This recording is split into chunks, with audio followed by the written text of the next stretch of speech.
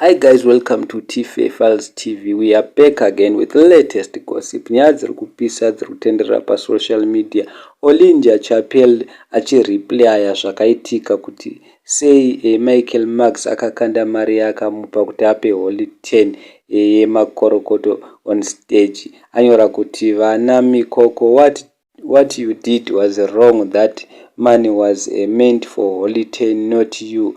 Godo haridi pamunhu wechirume, ndozvataurwa naOlinder achirwadziwa nezvakaitwa naMichael Magz live on stage. Asi we will never know because naye Michael Magz anenge achingopindurawo, azopindurawo akati I'm sorry Zimbabweans nekukanda kwandakaita mari pastage.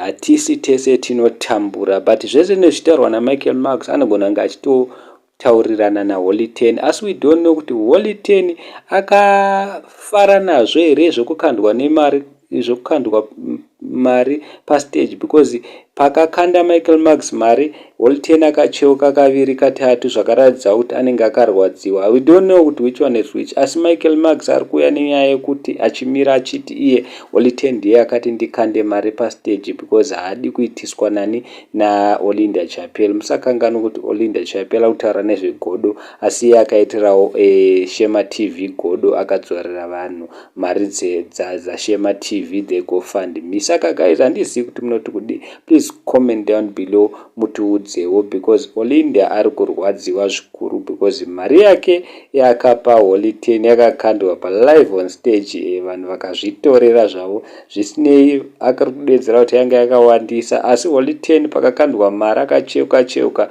I'm sure naye akarwadziwa because mari yaaida. Vamwe vari kudedzera kuti Michael Magz uchadzokera kuZimbabwe netsoka. Thank you so much guys, don't forget to